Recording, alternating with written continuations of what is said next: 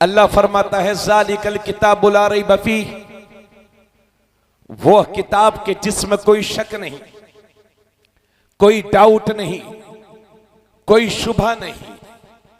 हजरात, आपने भी सैकड़ों किताबें पढ़ी होंगी।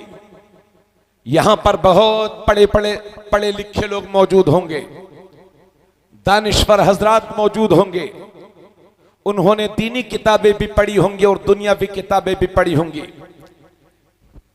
अहले स्टेज में कसीरुल मुताला हजरात तशरीफ फरमा होंगे, लेकिन आपने देखा होगा कि बहुत सारी किताबें जब आप पढ़ते हैं तो किताब के शुरू में कहीं ना कहीं लिखा रहता है, मुसन्निफीन, मुरत्तिबीन, मुअल्लिफीन, राइटर्स अपनी तरफ से इस बात को लिख देते हैं कि हमने अपने इल्म के मुताबिक किताब को लिख दिया है, अपने इल्म के मुताबिक किताब को तरतीब दे दिया।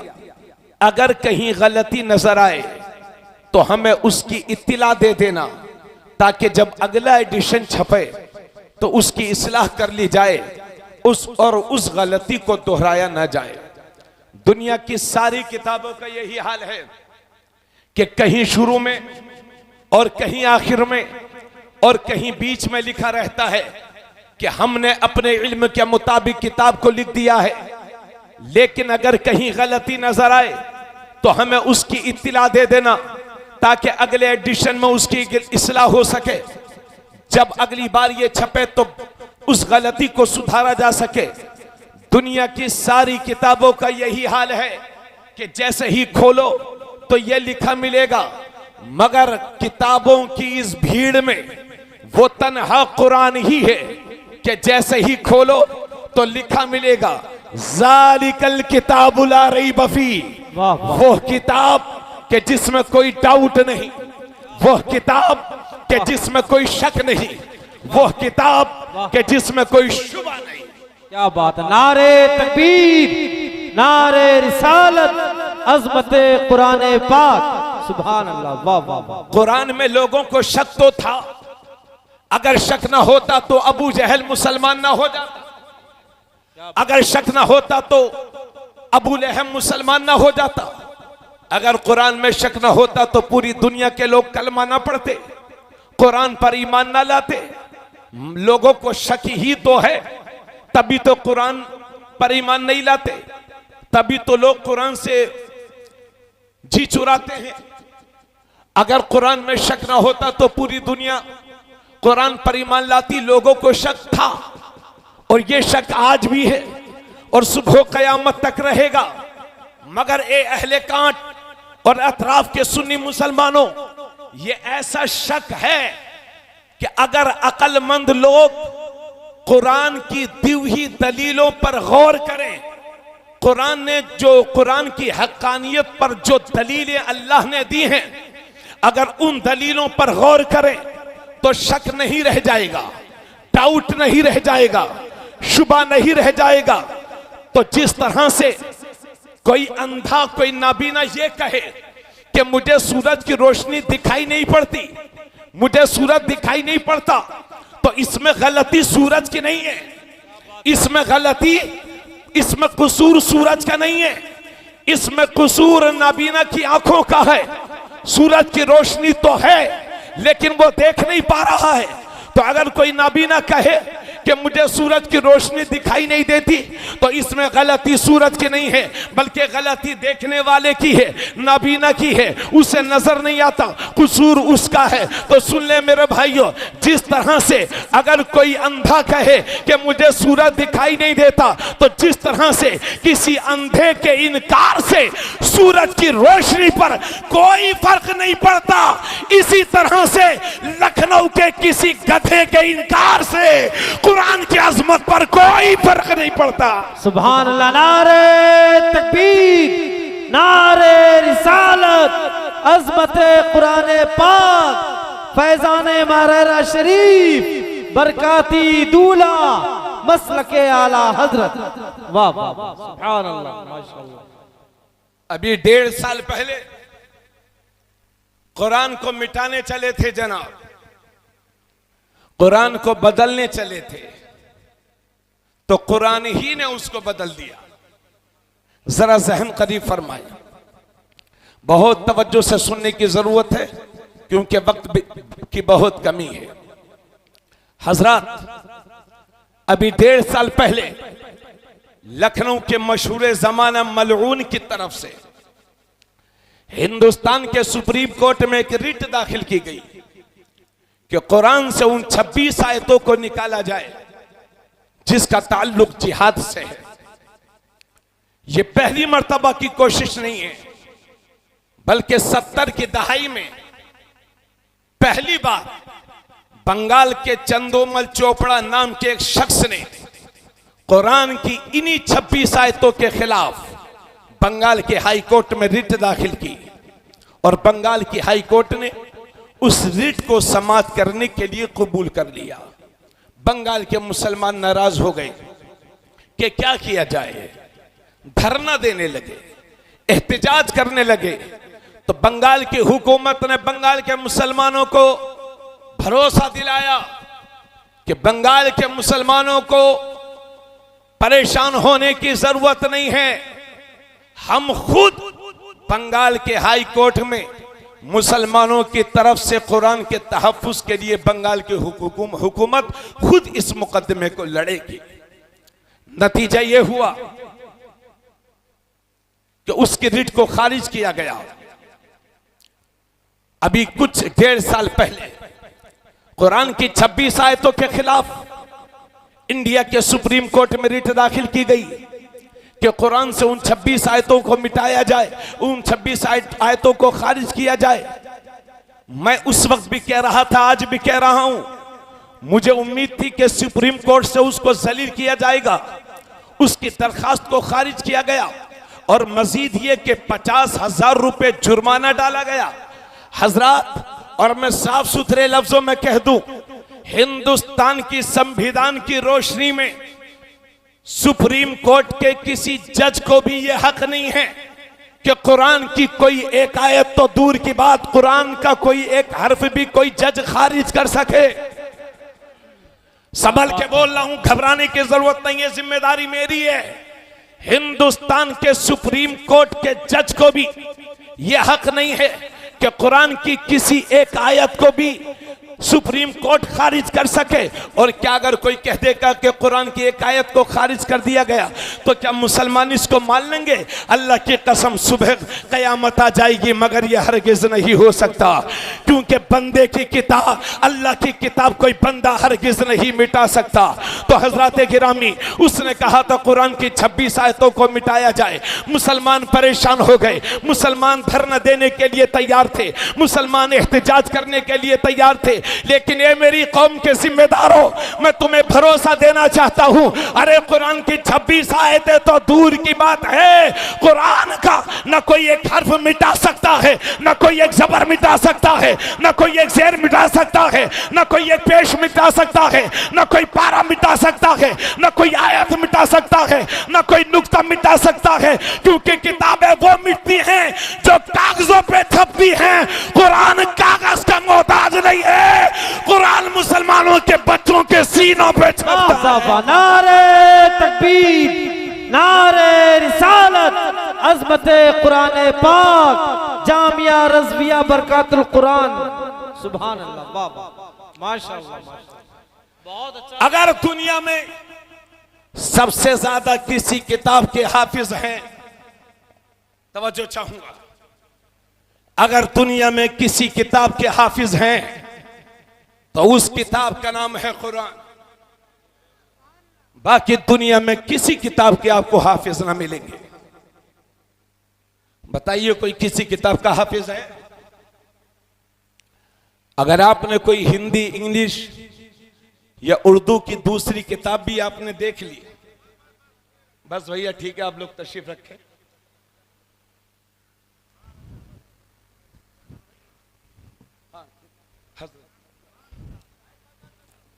बस तशरीफ रखें हम लोग। दुनिया की हजारों किताबों में किसी किताब के हाफिज नहीं है, ये अल्लाह के कुरान ही का एजाज है कि कुरान इन छोटे छोटे बच्चों के सीनों में महफूज हो चुका है। इसलिए मेरी कौम के जिम्मेदारों, घबराना मत, मायूस मत होना। कुरान का कोई एक जबर नहीं मिटा सकता, न ज़ेर मिटा सकता है, क्योंकि कुरान की हिफाजत की जिम्मेदारी बंदों ने नहीं ले रखी है। कुरान की हिफाजत की जिम्मेदारी हम सबके रब ने ले रखी है। इन्ना नहनु नज़्ज़लना ज़िक्र व इन्ना लहू लहाफ़िज़ून, बेशक हम ही ने इस कुरान को नाजिल किया है और हम ही इसकी हिफाजत करेंगे। सुभान अल्लाह, सुभान अल्लाह। हम ही ने इस कुरान को नाजिल किया है और हम ही इसकी हिफाजत करेंगे। इसलिए मुसलमानों, आपको कभी परेशान होने की ज़रूरत नहीं है कि ये आदमी कुरान को मिटा देगा, ये आदमी कुरान के नुक्ते को कम कर देगा, ये ऐसा कर देगा और ये वैसा कर देगा। इन खतरात से आपको परेशान होने की ज़रूरत नहीं है, क्योंकि कुरान की हिफाजत अल्लाह पाक फरमा रहा है।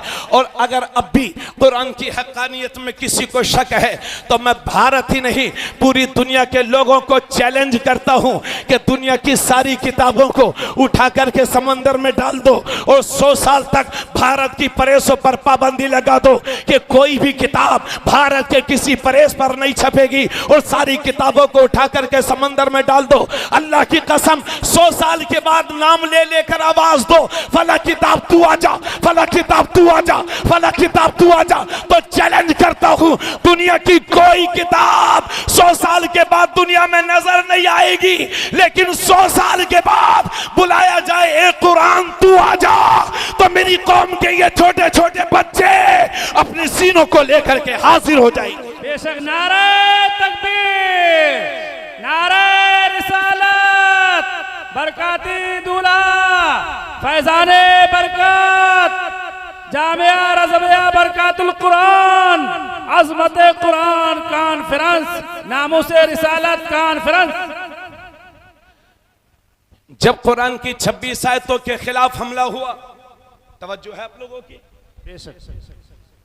हजरत तो दुआएं देंगे। जब कुरान की 26 आयतों के खिलाफ हमला हुआ तो मेरी कौम के नौजवान मुझसे कह रहे थे, मौलाना साहब धरना देंगे, मौलाना साहब एहतिजाज करेंगे, मौलाना साहब सड़कों पे उतरेंगे, क्योंकि बात कुरान की है। तो मैंने कहा, कुरान के लिए आप क्या कर सकते हैं? बोले हजरत, कुरान के लिए तो हम जान दे देंगे। जैसा कि हमारे नकीब जलसा हजरत मौलाना जफर बज़मी साहब आपसे पूछ रहे थे कि नबी के लिए जान दे देंगे कि नहीं, तो आप सब ने हाथ उठा लिए थे, हम नबी के लिए जान दे देंगे। इसी तरह से आपसे पूछा जाए कि कुरान के लिए जान दे देंगे कि नहीं, तो आप सब भी हाथ उठा देंगे और कहेंगे हाँ हम जान दे देंगे कुरान के लिए। लेकिन ये मुसलमानों, याद रखना, कुरान तुम्हारी जानें लेने के लिए नहीं आया है, बल्कि कुरान तो तुम्हारी जानों को बचाने के लिए आया है। बेशक हक है। रसूल जाने लेने के लिए नहीं आए हैं, रसूल तुम्हारे सर कटवाने के लिए नहीं आए हैं, बल्कि इन सरों को बचाने के लिए आए हैं। तो मेरे नौजवान कह रहे थे, हजरत हम धरना देंगे, हजरत हम एहतिजाज करेंगे, क्योंकि बात कुरान की है। तो मैं अपनी कौम के जिम्मेदारों से कहूंगा, इन जोशीले नौजवानों से कहूंगा, मेरी कौम के बच्चों, कभी भी जोश में होश मत खोना और सड़कों पर बिला जरूरत उतरने की जरूरत नहीं है। अगर सड़कों पर कुरान के लिए जान का नजराना देने की बात आएगी तो तबरेज आलम कादरी सबसे पहले अपने जान का नजराना देने के लिए तैयार है। मगर जब तक हमारे ये उलमा इशारा न करें, कभी धरना पर धरना मत करना, एहतिजाज मत करना, सड़कों पे मत उतरना, क्योंकि हम मौजूदा हिंदुस्तान की हालत देख रहे हैं। हमारे ही सीनों पे गोलियां चलती हैं और नतीजे में हमारे ही बच्चों को जेल की सलाखों के पीछे डाला जाता है। हम अपना ही हक मांगने के लिए रोड पर उतरते हैं और हमारे ही बच्चों को जेलों के अंदर डाला जाता है, उन्हीं के सीनों पर गोलियां चलाई जाती हैं, मुख्तलिफ किस्म की दफात लगा दी जाती हैं। इसलिए अगला मुसलमानों का कदम यह है, आने वाला मेरा कदम, आने वाला मिशन यह है, अगर मेरी बात सच हो तो आप भी तायीद करिएगा, अगर कुरान के खिलाफ कोई एक जबान खुलेगी तो मुसलमान धरना नहीं देंगे, एहतिजाज नहीं करेंगे, सड़कों पर नहीं उतरेंगे। अगर कुरान के खिलाफ कोई एक जबान खुलेगी तो उसके बदले में 100 जबानें मुसलमान कुरान पढ़ने वाली तैयार कर देंगे। अगर कोई एक कुरान के खिलाफ कोई एक बद जबान जरा सी बकवास करे तो आपका यह फर्ज बनता है कि कुरान के खिलाफ कोई एक जबान खुले तो उसके बदले में 100 जबानें कुरान पढ़ने वाली तैयार कर दो। बोले बात ठीक कह रहा हूं कि नहीं? बोलो भाइयों, धरनों का नतीजा तो देख रहे हैं ना आप, सब कुछ देख रही है दुनिया, हमें खूब अंदाजा है। हम पेपर्स पढ़ते हैं, लोग मुख्तलिफ चैनल्स के जरिए से न्यूज सुनते हैं, इसलिए हम अब धरना नहीं देंगे। अगर कुरान के खिलाफ कोई एक जबान खुलेगी तो 100 जबानें हम कुरान पढ़ने वाली तैयार कर देंगे। और फिर मैं आपसे पूछना चाहता हूं, कांट के बाशऊर मुसलमानों, मैं आपसे पूछना चाहता हूं, इन नौजवानों से पूछना चाहता हूं, इन जोशीले बच्चों से पूछना चाहता हूं कि आप कुरान के लिए जान तो देने के लिए तैयार हैं, लेकिन कुरान पढ़ने के लिए तैयार क्यों नहीं है? बेशक पढ़ने के लिए तैयार होना चाहिए। पढ़ने के लिए तैयार नहीं है, जान देने के लिए तैयार है, लेकिन पढ़ने के लिए तैयार क्यों नहीं है? अगर इसी मजमे में मैं पूछूं कि कितने लोगों को कुरान पढ़ना आता है और हाथ उठवाऊं तो मुझे लगता है 50% नहीं बल्कि 40% लोग वो होंगे कि जिन्हें कुरान पढ़ना आता होगा, और 40% वो होंगे जिन्हें बिल्कुल नहीं आता होगा, और 20% लोग वो होंगे उनसे पूछो कुरान आता है तो कहेंगे हाँ हजरत आता तो है मगर कच्चा कच्चा है, यानी जिंदगी में वो पक गए, दाढ़ी भी पक गई। अगर जिंदगी में कुछ कच्चा रह गया तो वो कुरान। मैं पूछना चाहता हूं आप सबसे, अगर बहैसियत मुसलमान 70-80 साल की जिंदगी में अगर कुरान न सीख सके तो किस बात के मुसलमान हो? क्या सीखा है आपने? अगर 70-80 साल की जिंदगी में कुरान न सीख सके तो फिर क्या सीखा है आपने? अफसोस का मकाम है, जिंदगी में सारे शौक पूरे कर लिए, सारे इरादे पूरे कर लिए, मगर कुरान न पढ़ सके। इससे ज्यादा अफसोस की बात और क्या होगी? इसी वजह से मेरे नबी ने इरशाद फरमाया था, मेरी उम्मत कुरान पढ़, क्योंकि जो कुरान का जिस घर में कुरान की तिलावत नहीं होती, आका फरमाते हैं जिस घर में कुरान की तिलावत नहीं होती वो घर कब्रिस्तान की तरह है। आका फरमाते हैं जिस घर में कुरान की तिलावत नहीं होती उस घर में सुबह ही को अल्लाह के अजाब के फरिश्ते नाजिल हो जाते हैं, और जिस घर में कुरान की तिलावत होती है उस घर में सुबह ही को रहमत के फरिश्ते नाजिल हो जाया करते हैं। जरा जोर से बोलो सुभान अल्लाह। जिन घरों से कुरान की तिलावत की आवाज आती थी आज उन्हीं घरों से फिल्मी गानों की आवाजें आती हैं। भूल गए हैं मुसलमान अपने तरीके को, भूल गए हैं मुसलमान अपने रास्ते को। 9-9 बजे सो करके उठने वाले मुसलमानों के घरों में कैसे बरकत होगी? आज उम्मत का जो ये हाल है और हम जिस परेशानी के दौर से गुजर रहे हैं उसकी सबसे बड़ी वजह यह है कि हमने अल्लाह के कुरान से, अल्लाह की किताब से दूरी बना ली है। यही हाल है। हजरत गिरामी, आप अंदाजा फरमाएं, मैंने हिंदुस्तान के बहुत सारे शहरों और देहातों का दौरा किया है। मैं नेपाल के बहुत सारे हिस्सों में गया हूं। मैंने ये जायजा लेने की कोशिश की है कि हिंदुस्तान के मुसलमान इस वक्त जो परेशान हैं उसकी वजह क्या है, उसके जाहिरी असबाब क्या हैं। तो 2 वजह मेरे सामने जाहिर हुई। मुसलमान जो इस वक्त परेशानी के आलम में हैं उसकी जाहिरी वजह दो है।